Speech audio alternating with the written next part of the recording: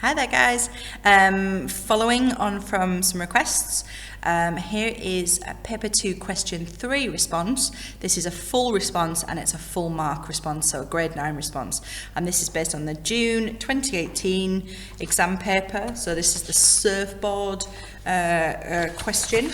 So I'm just going to, bear with me. So that was my question 2. Right, so this is the question 3. So we've been asked in this question, now just, make sure you check which source you need to look at and which lines. Now this is really nice because it's only a short amount of lines, just one paragraph actually. But remember, it could be in your exam that you're asked to look at either source A or source B. One of my students in the recent trial exams, bless him, did like a side and a half on the wrong source. What was brilliant about that is that he realised, and he did a little note going like, sorry miss, got the wrong source.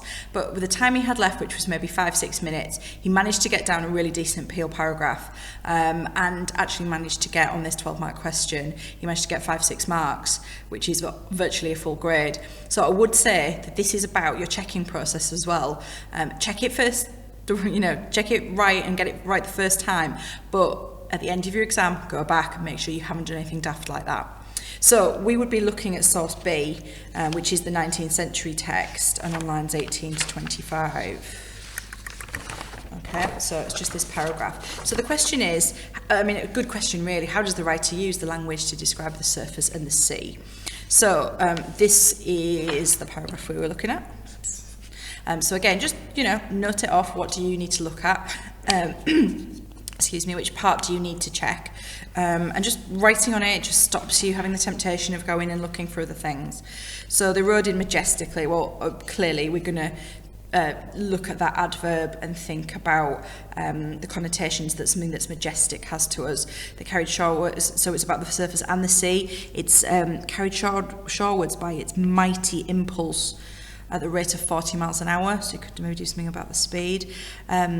Okay, the riders are described as daring riders, so we get that adjective there showing their bravery. They've got exultant cries, another adjective to show how enthusiastic. They were apparently on the verge of engulfment, great word, to show that obviously the sea was almost kind of upon them.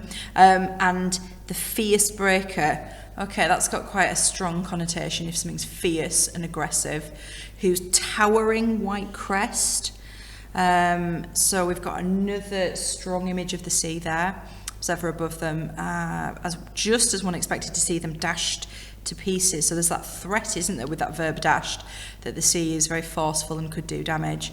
We're not seen at sea as a number of heads bobbing about like corks, similarly preparing for fresh exploits. So maybe something about the fresh exploits there. So we've gone through, we've got quite a bit of evidence, more than we could talk about. So we're aiming on a 12-mark question like this, probably for 3 detailed Peel points. So I'm just going to kind of have that as a reference point, but I'm going to show you because I've prepared this response already. So I started because I just thought that idea of the majestic, the riders being majestic was important to talk about. So I've used my starting phrase, which I always use, and it doesn't matter what grade you are, this is how to start this question, the writer uses. So as I go through, writers used the adverb. Okay, so I've got terminology. And I've got an example straight after. So the writer uses the adverb majestically to describe the surfers riding the waves. So old money, that's a point. And I've got my evidence already. So I'm going to explain, majestically suggests a regal authority. So I've got an explanation there. And might also suggest that the surfers were dominant and imposing. So I've explained, but I'm also now exploring, because I'm going into more detail. It almost seems as though they are gods. I do this all the time. This should just be a small g. Not a capital G. They're gods of the sea. They're like Neptune and seem one with the water. Now this is a really strong, I've kind of expanded my idea, and I've evaluated here, I've weighed up and made a kind of judgment about what it almost seems like they're like. It almost makes them sound as though in their natural home, a place where they are confident and proud. So I've got a really perceptive and detailed analysis of language. So what have I done? I've said it suggests this in the first place. It almost seems. It almost makes them sound as though they're this. So I've really kind of zoomed in. I've also might also suggest. So really, in this instance, I've managed to say 4 different things about one example. And that's really going to be the thing that defines high grade students' work. So carrying on from that, the writer also uses a semantic field. So again, I've got my sentence starter of the writer uses. I've got some terminology. In order to describe the sea, the personification of its mighty impulse, I've got an example, shows that the sea has strength, but it is also spontaneous. In an instant, it could destroy the surfers. So what it shows.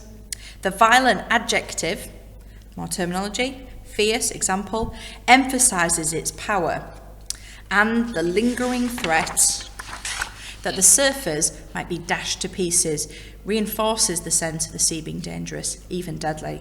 So reinforces is a good word to use. I think I used it twice there. No, it is emphasises.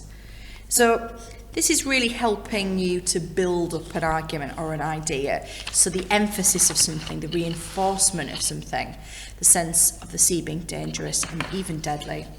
So that was my second point. Finally, the simile, bobbing like corks. So we've got terminology, example, helps to reinforce how small the surfers are in comparison to the scale of the sea. Although this is a relaxing casual image, they seem at the mercy of an ocean which could easily engulf them. So helps to reinforce as well there. So I've got lots and lots of effects. And as you can see, I've gone nowhere near filling that page, and yet still this would confidently be 12 out of 12 in terms of marks. So what's getting it 12 out of 12? What's getting it 12 out of 12 is examples. Okay, now this talks about, for this question, you have to have done it more than once. You could do 2 very developed points, but you must have got more than one example. But what you'll notice is that they're all quite small, single word or short quotes. I've got accurate use of terminology, but none of it is super difficult. There's adjective in there, there's adverbs, a bit of personification, a bit of semantic field. Nothing that you shouldn't know. But what I've really got, and what is getting me all those marks, is it zooms in, this response, and I can say lots of detailed things and perceptive things.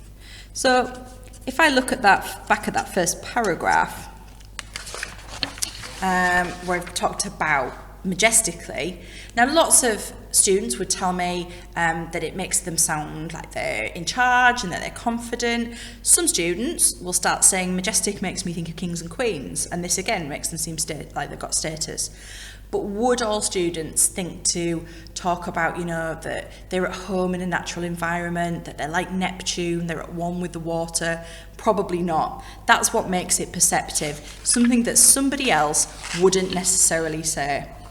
Okay, so that hopefully shows you how to achieve a full mark, full response, about 1.5 sides. My writing's quite big. Lots of, enough examples, small examples, accurate terminology, but most importantly, so lots of detailed and, if you can, perceptive things about those examples. Thank you so much for watching. Bye.